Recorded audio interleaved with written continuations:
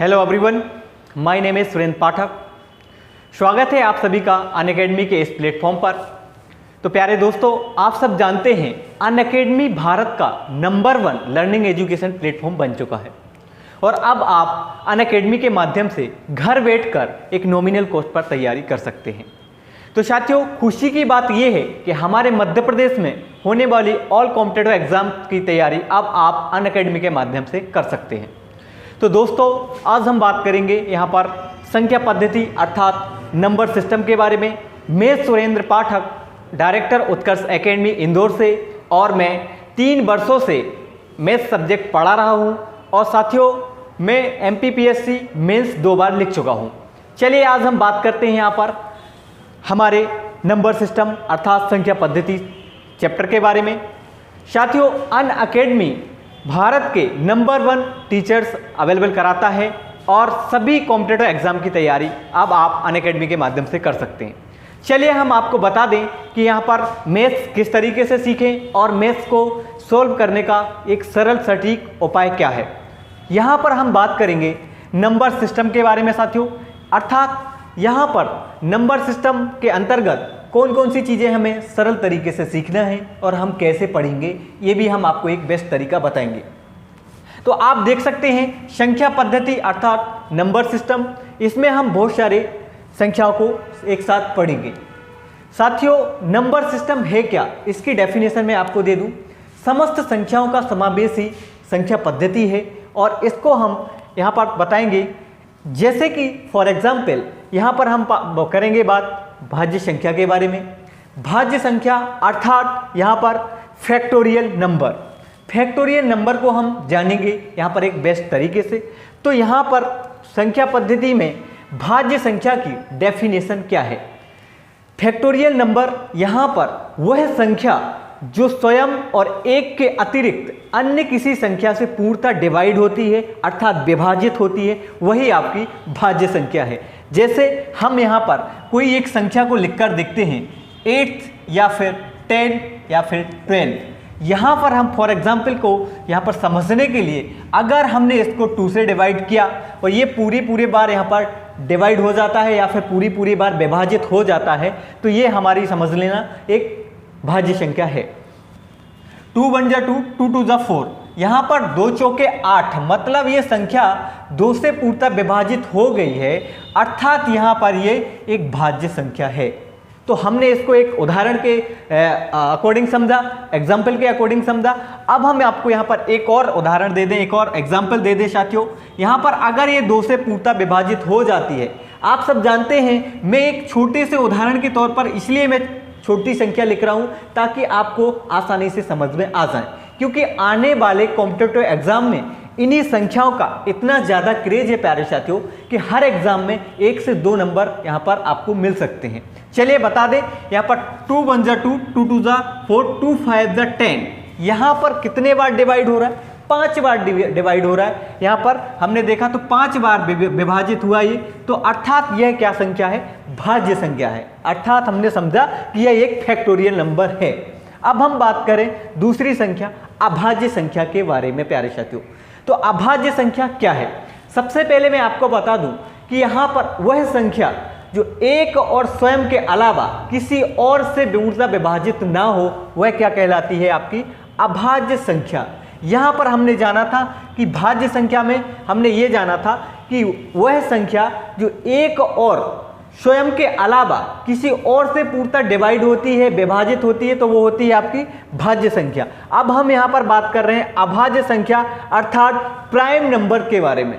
तो यहाँ पर वह संख्या जो यहाँ पर एक और स्वयं के अतिरिक्त किसी और से पूर्णतः विभाजित नहीं होती है, वह कहलाती है आपकी अभाज्य संख्या। फॉर एग्जाम्पल हमने यहाँ पर किसी एक संख्या का उदाहरण आपको देता हूँ और बताता हूँ कि आप देख सकते हैं यहाँ पर हमने देखा 7 या फिर 7 नंबर। जो हमारे 7 है ये एक और स्वयं 7 के अलावा अगर मैंने यहाँ पर देखा यह 1 सत्ते 7 मतलब यहाँ पर या फिर 7 एकम 7, इसके अलावा यह किसी से पूर्णतः विभाजित या फिर डिवाइड नहीं हो सकती है प्यारे साथियों। देखेंगे 1 7 7 मतलब यहाँ पर 7 एकम 7, 7 बन जा 7 1 7 यहाँ पर। तो आपका ये कितने बार इन दो संख्याओं यहाँ पर या तो 1 से या फिर स्वयं इसके अलावा यह किसी और से पूर्णतः विभाजित नहीं हो सकती है। तो वह संख्या कौन सी है? यहाँ पर हमारी अभाज्य संख्या अर्थात प्राइम नंबर। तो हमने इन दो संख्याओं को जाना। एक और मैं उदाहरण आपको दे दूं यहाँ पर अभाज्य संख्या के बारे में। हमने देखा यहाँ पर 17 को हमने देखा, वह संख्या यहाँ पर या तो 1 से पूर्णतः विभाजित होगी या फिर स्वयं से पूर्णतः विभाजित होगी। तो यह कौन सी संख्या कहलाती है आपकी? यहाँ पर अभाज्य संख्या। 1 17 एकम 17 और 17 एकम 17। तो यहाँ पर 1 17 17 आपकी 1 से 17 बार ये 1 से डिवाइड हो जाएगी, पूर्णतः विभाजित हो जाएगी, और 17 एकम 17 ये 17 से भी डिवाइड हो जाएगी। अब हम बात करेंगे सम संख्या अर्थात इवन नंबर के बारे में। सम संख्या क्या है हम इसको समझेंगे और जानेंगे। सम संख्या वह संख्या, सबसे पहले मैं आपको एक डेफिनेशन दे दूं सम संख्या के बारे में या फिर इवन नंबर के बारे में। वह संख्या जो दो से पूर्णतः विभाजित होती हो। बिल्कुल सरल संख्या है ये, आप सब जानते हैं प्यारे साथियों। वह संख्या जो 2 से पूर्णतः विभाजित होती हो वो कहलाती है आपकी यहाँ पर सम संख्या। अब हम जान लेते हैं इसको। यहाँ पर 2 4 6 8 10 12 अर्थात ये अनंत तक आपकी ये संख्या जाती है प्यारे साथियों।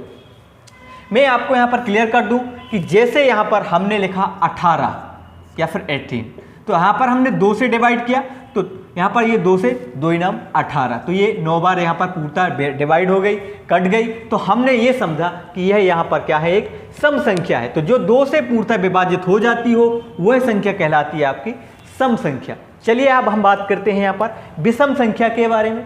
तो इसकी भी एक छोटी सी प्यारी सी डेफिनेशन है। वह संख्या जो 2 से पूर्णतः विभाजित ना हो या फिर डिवाइड ना हो वह कहलाती है आपकी अभाज्य, यहाँ पर विषम संख्या। चलिए हम बता दें इसके फॉर एग्जाम्पल।